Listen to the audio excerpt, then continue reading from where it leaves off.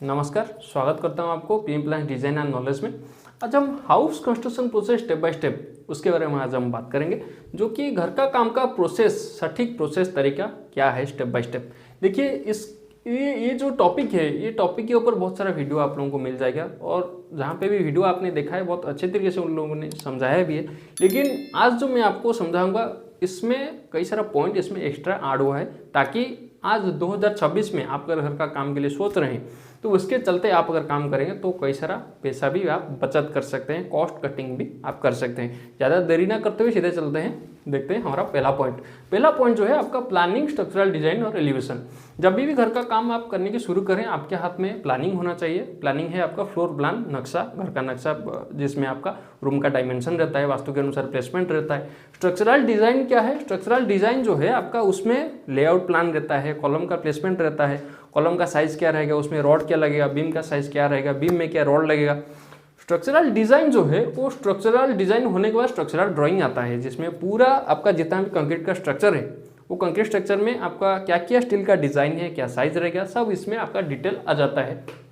ये वाला हम देखेंगे जी स्ट्रक्चरल डिजाइन कैसे होता है। और उसके बाद एलिवेशन जो है घर का फ्रंट का लुक, आपका घर का काम खत्म होने के बाद कैसे दिखेगा, ये एलिवेशन रहना बहुत ही जरूरी है। चाहे आपका 1 मंजिला घर हो, चाहे आपका 2 मंजिला, चाहे 3 मंजिला घर हो, एलिवेशन से क्या होता है, घर का लुक एक अच्छा दिखता है, और उसका पूरा डिटेल में आ जाता है कि घर में क्या आप कॉलर भी लगाएंगे, कैसा कॉलर रखेंगे बाहर में, कहाँ पे आपका प्रोजेक्शन रहेगा, क्या डिजाइन है, पूरा मेजरमेंट के साथ ही पूरा एलिवेशन आ जाता है। तो ये 3 चीज पहले आपको चाहिए। उसके बाद structural design as per SBC and load calculation of building. ये एसबीसी क्या होता है? एसबीसी जो होता है उसका फुल फॉर्म है सॉइल बियरिंग कैपेसिटी। जहाँ पे आप घर का काम करेंगे, उसका मिट्टी का एक टेस्ट होता है। टेस्ट होने के बाद पता चलता है कि आपका मिट्टी कितना लोड कैरी कर सकता है। हम अगर चाहें तो आपके मिट्टी में जो 10 मंजिला भी घर आप कर सकते हैं, लेकिन 10 मंजिला घर के हिसाब से क्या क्या स्ट्रक्चर होना चाहिए, कितना फाउंडेशन होना चाहिए, साइज क्या होना चाहिए, फाउंडेशन कितना आपका स्कैल्पशन होना चाहिए, कॉलम का साइज क्या होना चाहिए, ये जो टेस्ट का रिपोर्ट जो आएगा, इस रिपोर्ट से क्या होता है, स्ट्रक्चरल डिजाइन को बनाया जाता है। डिजाइन होने के बाद स्ट्रक्चरल ड्राइंग बनाया जाता है पूरे तरीके से, डिटेल में लेआउट प्लान, कॉलम, बीम, आपका लिंटेल, सीडी, क्या सब आपका क्या क्या सरिया लगेगा। देखिए और छोटा सा मैं एग्जांपल आपको देता हूँ। मान लीजिए अभी जो हमारा कंस्ट्रक्शन का प्रोजेक्ट जो उड़ीसा में चल रहा है, उनका 40 फीट का डिस्टेंस है। फ्रंट जो है घर का, जो फ्रंट है, घर का फ्रंट में 40 फीट का डिस्टेंस है, और उन्होंने हमको बताया कि जो 40 फीट का डिस्टेंस है, ये वाला फ्रंट का ये उनका गैरेज है, ठीक है। और उन्होंने हमको बताया कि ये जो 40 फीट का डिस्टेंस है, 40 फीट में हमें यहाँ पे एक कॉलम देना है, ठीक है, यहाँ पे एक कॉलम देना है, और यहाँ पे एक कॉलम देना है, और बीच में कोई भी कॉलम नहीं देना है। 40 फीट के डिस्टेंस पूरा है। तो ये जो 40 फीट के डिस्टेंस है, ये क्या आपको एक मिस्त्री और कॉन्ट्रैक्टर आपको ऐसे ही बता सकता है कि जो 40 फीट के डिस्टेंस में एक पिलर यहाँ पे, एक पिलर यहाँ पे रहेगा, क्या इसमें रॉड लगेगा? अगर 2 पिलर रहा, अगर बीच में बिल्कुल भी पिलर नहीं लगे, क्या वो बता सकता है? नहीं बता सकता। वो कौन बता सकता है? जो स्ट्रक्चरल डिजाइन किए होंगे, स्ट्रक्चरल ड्राइंग किए होंगे, वही आपको बता सकते हैं कि मान लीजिए कि 40 फीट की जगह मान लीजिए 60 फीट भी हो, 40 फीट की जगह मान लीजिए 60 फीट भी हो, तो क्या होता है कि उसमें आ जाता है कि इस जो पिलर में साइज क्या होगा, उसमें आपका डिजाइन क्या होगा, वो स्ट्रक्चरल ड्राइंग में आ जाता है। तो इसीलिए स्ट्रक्चरल ड्राइंग आपको चाहिए, उसमें कॉस्ट कटिंग भी हो जाता है। कॉस्ट कटिंग कैसे होता है? मान लीजिए हम सोचे हैं कि हमें 5 फीट एक्सकैवेशन करना है, लेकिन हम मन में सोच लेते हैं कि और 1 फीट ज़्यादा कर लेते हैं ताकि मजबूत होगा, लेकिन वहाँ पे 1 फीट करने का कोई ज़रूरत ही नहीं था। तो क्या हुआ कि 1 फीट का जो एक्सकैवेशन का खुदाई का कॉस्ट, लेबर का कॉस्ट, फिर बालू फिलिंग हुआ उसमें, उसका कॉस्ट आपने बियर किया, वो ज़्यादा कॉस्ट हो गया। तो स्ट्रक्चरल डिजाइन से आप कॉस्ट कटिंग भी कर सकते हैं। उसके बाद है आपका एस्टिमेट बजट, कितना आपका टोटल घर का काम करने में कितना आपका एस्टिमेट कॉस्ट आएगा, उसको पहले आप बनाइए, उसको निकालिए, उसके बाद जाके कॉस्टिंग का घर का काम आप कीजिए। नहीं तो कहीं कहीं ऐसे एग्जाम्पल है जो कि घर का काम आधा तक होके रुक गया है, पैसा नहीं है, पैसा फिर लाए जाते, फिर क्या काम किया जाता है। तो एस्टिमेट बजट पहले आप उसको निकालिए। अगर आप खुद काम कर रहे हैं तो किसी इंजीनियर से एस्टिमेट निकाल सकते हैं, अगर किसी को काम पूरा दे रहे हैं तो उनसे आप पूरा रेट ले सकते हैं कि टोटल कितना वो पैसा लेंगे आपका घर का कंप्लीट होने तक।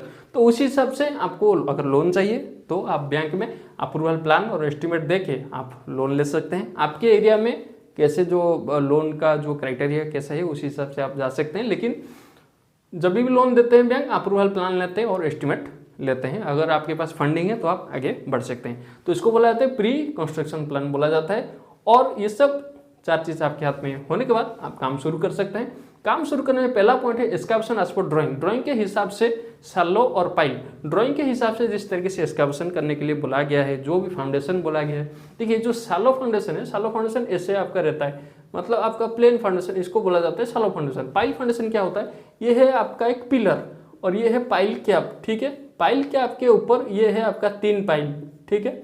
एक पिलर का लोड लिया है ये 3 पाइल, कहीं पे 3 पाइल आता है, कहीं पे 4 पाइल आता है, कहीं पे 5 पाइल आता है। वो डिजाइन के हिसाब से पाइल फाउंडेशन होगा या सैलो फाउंडेशन होगा, उसमें पूरा डिटेल आ जाएगा। फुटिंग कास्टिंग, उसके बाद आपको फुटिंग कास्टिंग करना है, ढलाई करना है। ऑल कलम स्टीरअप शुड हुक प्रॉपर्ली। कलम का जो स्टीरअप रहता है, जो भी ये जो रिंग जिसको बोलते हैं, वो क्या करते हैं कि ऐसे ही करके उसको छोड़ देते हैं। नहीं, ऐसे नहीं करना है। कॉलम का स्टीरअप में हुक होना चाहिए। देखिए ये मान लीजिए कॉलम है, यहाँ पे सरिया है, यहाँ पे सरिया है, यहाँ पे सरिया है, यहाँ पे सरिया है, यहाँ पे सरिया है। ये जो हुक है, ये हुक जो रिंग है 8 mm का रिंग है, इसको हुक करना है 135 डिग्री, उसको आपको बेंड करना है। और कितना बेंड करना है, 75 mm उसको आपको बेंड करना है। अगर इंच में बताएं तो 1.5 इंच उसको आपको बेंड करना है। हुक को आपको जरूर रखना है। उसके बाद क्या है, working and filling all foundation fit. अगर आपने फाउंडेशन का खुदाई किया है 4 फीट या 5 फीट, उसके अंदर आप अच्छा वाला बालू भरिए, मिट्टी मत भरिए कि फिलिंग बालू मत भरिए, ताकि अगर मिट्टी फिलिंग बालू भरेंगे तो दीमक लगने का चांसेस होता है। उसके बाद periphery wall stone work brickwork minimum height 3 feet from road level. जो कि आपका घर का जो एरिया है, वो घर के एरिया में आप क्या कर सकते हैं, प्लिंथ तक आप क्या करते हैं, आपको एक बाउंड्री देना है, ठीक है। आप वो पत्थर से दे सकते हैं, आप वो ईंट से भी दे सकते हैं। अगर पत्थर से दे रहे हैं तो बहुत ही ज़्यादा अच्छा है, ज़्यादा मजबूत है और कॉस्ट कटिंग भी है। आप अगर पत्थर से दे रहे हैं, लैटरेट स्टोन जिसको, लाल पत्थर जिसको बोला जाता है, आप ईंट से भी कर सकते हैं, लेकिन मिनिमम आपको 10 इंच पूरा चारों तरफ देना है, जिसके अंदर आपको बालू भी भरना है। तो कंप्लीट सैंड फिनिशिंग आपने कर लिया। उसके बाद उसको अच्छे तरीके से कंपैक्शन कर लीजिए, पानी के द्वारा अच्छे तरीके से कंपैक्शन कर लीजिए। उसके बाद आपको प्लिंथ बीम लेआउट, जहाँ पे ड्राइंग के हिसाब से प्लिंथ का जिस तरीके से दिया है, मान लीजिए ये आपका एक बिल्डिंग है, ये बिल्डिंग के हिसाब से आपका अंदर इस तरीके से कुछ रूम है, इसी हिसाब से आपको क्या देना है, प्लिंथ का बीम इसी हिसाब से आपको देना है, प्लिंथ बीम देना है आपको। तो प्लिंथ बीम जहाँ जहाँ आएगा ड्राइंग के हिसाब से आपको उसका लेआउट कर देना है पहले, और उसके बाद प्लिंथ बीम का स्टील बाइंडिंग करना है आज पर ड्राइंग के हिसाब से। और जो गैरेज का जो लेवल है, पार्किंग का जो लेवल है, उससे 6 इंच मिनिमम हाइट आपको रखना है। 6 इंच फ्लोर का हाइट मिनिमम रखना है 6 इंच। और इस चीज़ यहाँ पे मैंने आपको बताना भूल गया कि मिनिमम हाइट जो है 3 फीट फ्रॉम रोड लेवल।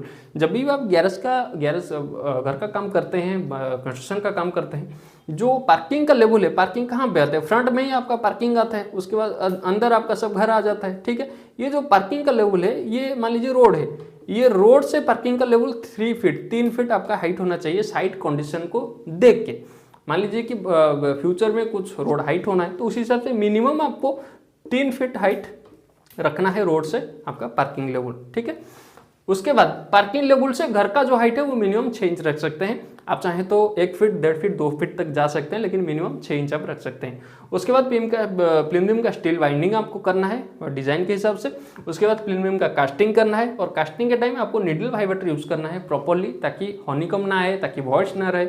अगर हनीकम आएगा, मान लीजिए ये आपका कॉलम है, ठीक है, एक कॉलम में पूरा मान लीजिए थोड़ा थोड़ा गिट्टी गिट्टी सा आपको दिखता है, नजर आता है, कहीं कहीं पे यहाँ पे रॉड नजर आता है, तो गिट्टी गिट्टी अगर नजर आया तो वहाँ पे स्ट्रक्चर थोड़ा आपका वीक होता है। तो इसीलिए नीडल वाइब्रेटर, जो भी आपका कंस्ट्रक्शन का काम कर रहे हैं, अच्छे तरीके से नीडल वाइब्रेटर आप यूज कीजिए। उसके बाद सैंड फिलिंग, प्लिंथ कास्टिंग होने के बाद यहाँ पे तो आपने सैंड फिलिंग ऑलरेडी किया था, जो यहाँ पे आपने ये जुड़ाई किया था प्लिंथ तक। उसके बाद प्लिंथ का कास्टिंग होने के बाद आपको प्लेन का जो 1 फीट का जो हाइट होगा उसको अच्छे तरीके से सैंड फिलिंग करना है। उसके बाद अच्छे तरीके से कंपैक्शन करना है, पानी डाल के अच्छे तरीके से उसको कंपैक्शन करना है।